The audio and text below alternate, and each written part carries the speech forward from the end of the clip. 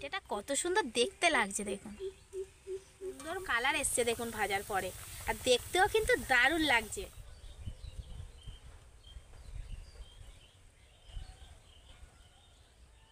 খুব ভালো লাগছে বাবা। কে করেছে কে পিঠে? মা। নমস্কার বন্ধুরা, কাকলির রান্নাঘর উইথ ভিলেজ ফুডে সবাইকে স্বাগত জানিয়ে আজকের আমি প্রতিদিনের মতো আবারও একটি নতুন রেসিপি আপনাদের সাথে শেয়ার করব। আর আজকের আমি বানাবো সবচেয়ে সেরা স্বাদের পিঠা। এবছরে আমি যতগুলো পিঠা বানিয়েছি এই পিঠাটা আশা করছি সবচেয়ে সেরা স্বাদের হবে। আপনারা প্লিজ আজকের রেসিপিটা প্রথম থেকে শেষ পর্যন্ত দেখবেন আর আমার সঙ্গে থাকবেন। আর যে সকল বন্ধুরা এখনও পর্যন্ত নতুন তারা চ্যানেলটিকে সাবস্ক্রাইব এবং ফেসবুক পেজ থেকে দেখলে অবশ্যই ফলো করে আমার পাশে থাকবেন। তাহলে চলুন বন্ধুরা আজকের পিঠা বানানোর জন্য প্রথমে রান্নাঘরে চলে যাই। আজকের আমি হয়তো পিঠা বানাচ্ছি কিন্তু একদম কম উপকরণে এবং কম ঝামেলার মধ্যে বানাবো। অনেকেই ভাবেন পিঠা বানাতে গেলে হয়তো অনেক ঝামেলা থাকে, কিন্তু একদমই না। খুব কম ঝামেলার মধ্যেও কিন্তু দারুণ একটা পিঠে বানানো যায়, সেটা আমি শেয়ার করছি আপনাদের সাথে, দেখতে থাকুন। প্রথমেই আমি কড়াইতে দিয়ে দেবো ঘি। আর এই পিঠাটা কিন্তু আমি এর আগে বাড়িতে বানিয়েছিলাম, আমার বাড়ির সবাই কিন্তু খেয়ে ভালো বলেছে। এখন আমি ওই ঘিয়ের মধ্যেই দিয়ে দেবো 1 বাটি দুধ। এখানে আমি 1 বাটি কিন্তু গরুর দুধ নিয়েছি, আপনারা চাইলে যে কোনো লিকুইড দুধ নিতে পারেন কিংবা গুঁড়ো দুধও গুলে নিতে পারেন। এবার আমি দুধটাকে প্রথমে একটু নেড়ে নেড়ে জাল দিয়ে নেব। ওই দুধের মধ্যেই আমি দিয়ে দেব 2 চামচ চিনি। তবে মিষ্টিটা নিজেদের মতো করে দেবেন, বাড়িয়ে কমিয়ে। চিনিটাকে একটু নেড়ে গলিয়ে নেব। এখন আমি ওই দুধের মধ্যেই দিয়ে দেব সুজি। আর এই সুজিটা আমি নিয়েছি 1 বাটি সুজি, 1 বাটি দুধের জন্য 1 বাটি সুজি নিয়েছি। দেখুন চাল বাটাবাটি ঝামেলা ছাড়াই, এমনকি চালের গুঁড়ো ছাড়াই কিন্তু খুব সহজে পিঠা তৈরি হয়ে যায়। সুজিটাকে এখন আমি ভালো করে নেড়ে নেব দুধের সাথে। সুজিটা নাড়তে নাড়তে যখন এরকম ডোর মতো তৈরি হয়ে যাবে বা কড়া থেকে এরকম উঠে আসবে, তখনই কিন্তু এই ডোটাকে এইভাবে তুলে নিতে হবে। এই দেখুন সুজিটা কিন্তু হালকা গরম থাকতে থাকতে সুজিটাকে মেখে নিতে হবে। এবার আমি সুজির মধ্যে দিয়ে দেব স্বাদ মতো লবণ।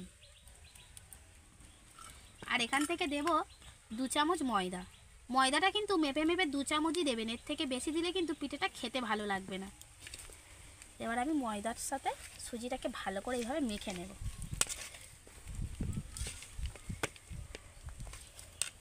সুজিটা যখন কড়াইতে নাড়বেন একটু বেশি করে জলটা শুষে নেবেন, জলটা শুকিয়ে নেবেন, তাহলে কি হবে সুজির সাথে ময়দাটা অল্প দিলেই কিন্তু মাখাটা ভালো হয়ে যাবে।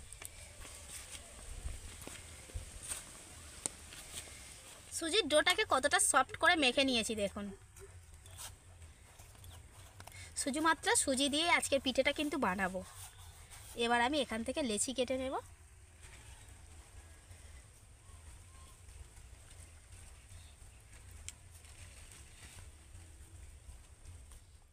সবগুলো লেচি কিন্তু আমি একই মাপ করে কেটে নিয়েছি, আর তারপর আমি কিন্তু গোল গোল করে নিয়েছি।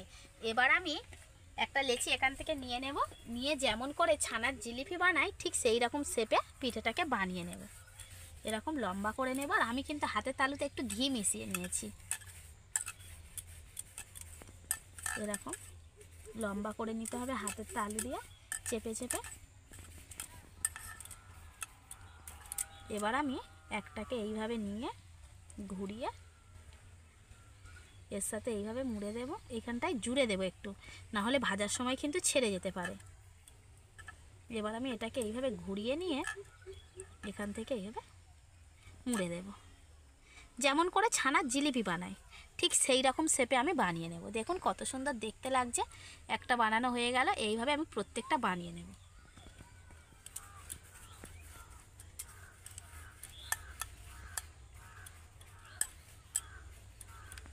আর এই পিঠাটা বানালে তো বাড়ির বাচ্চা থেকে বড় সবাই ভীষণ খুশি হয়ে যাবে, মানে এত ভালো লাগে খেতে, যেমন ভালো দেখতে তেমন ভালো। এটাকে ঘুরিয়ে নিয়ে এইখানে এইভাবে মুড়ে দেবে। আবার এটাকে ঘুরিয়ে নিয়ে এদিক দিয়ে এইখানে এসে জুড়ে দিতে হবে।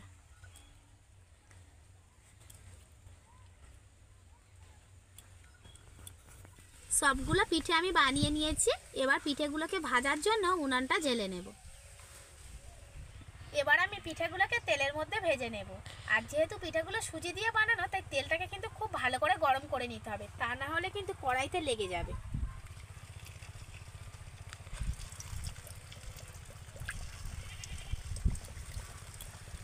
এইভাবে কিন্তু একসাথে অনেকগুলো পিঠে ভেজে নিতে পারবেন। এখন আমি নাড়বো না, একটা পিঠ ভালো করে ভাজা হলেই তবে আর একটা পিঠে উল্টে দেবো। পিঠের একটা পিঠ এরকম লাল কালার এলেই কিন্তু উল্টে দিতে হবে। যখনই কালারটা চেঞ্জ হবে তখনই পিঠেটাকে এইভাবে উল্টে ভালো করে ভেজে নিতে হবে। একদম মুচমুচে করে লাল লাল করে ভেজে নেব। কালারটা দেখছেন কত সুন্দর আসছে, এই দেখুন এরকম কালার করে কিন্তু ভেজে নিতে হবে।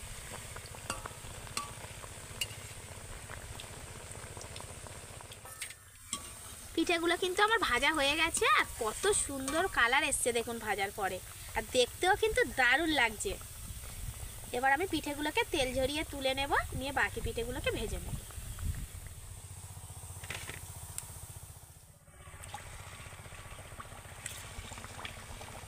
পিঠে যত লাল লাল করে ভাজা হবে পিঠেগুলো দেখতে কিন্তু তত ভালো লাগবে। এবার আমি পিঠেগুলোকে দুধের মধ্যে ফোটাবো বলে এখানে আমি 500 গ্রাম গরুর দুধ নিয়েছি, আর দুধটাকে জাল দিয়ে ভালো করে ঘন করে নিয়েছি। এবার ওই দুধের মধ্যে আমি দিয়ে দেবো চিনি। চিনিটা নিজেদের স্বাদ অনুযায়ী দেবেন। এখানে আমি খেজুরের গুঁড়ো ব্যবহার করব, সেই মতো আমি চিনিটা দিলাম। চিনিটা দিয়ে আমি দুধের সাথে আবার একটু জাল দিয়ে নেব। আর এই পিঠেগুলো কিন্তু আপনারা দুধে দিয়ে ফুটিয়ে খেতে পারেন, দারুণ লাগে। আর এমনিও কিন্তু খাওয়া যায় এরকম অবস্থাতে। দুধ ফুটছে, এবার আমি পিঠেগুলোকে একে একে দুধের মধ্যে দিয়ে পিঠেগুলোকে দুধের সাথে ফুটিয়ে নেব।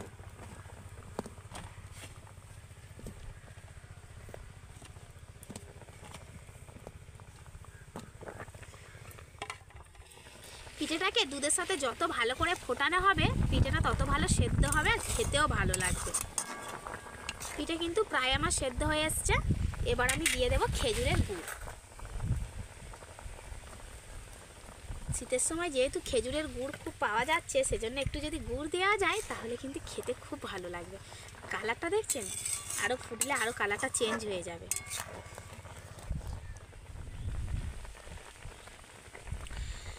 দুধটা ফুটে ফুটে দেখুন কতটা কমে গেছে, আর পিঠেটা ফুলেও কত বেড়ে গেছে দেখুন। পিঠেগুলো দারুণ লাগছে কিন্তু,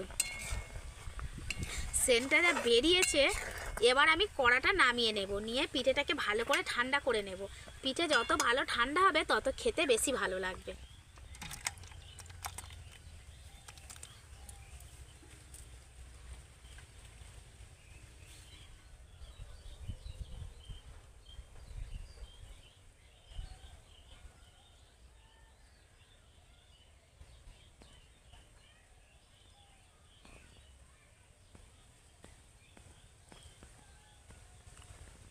পিঠে ঠান্ডা হয়ে গেছে, এবার আমি আর কিসি দুজনে মিলে খাবো।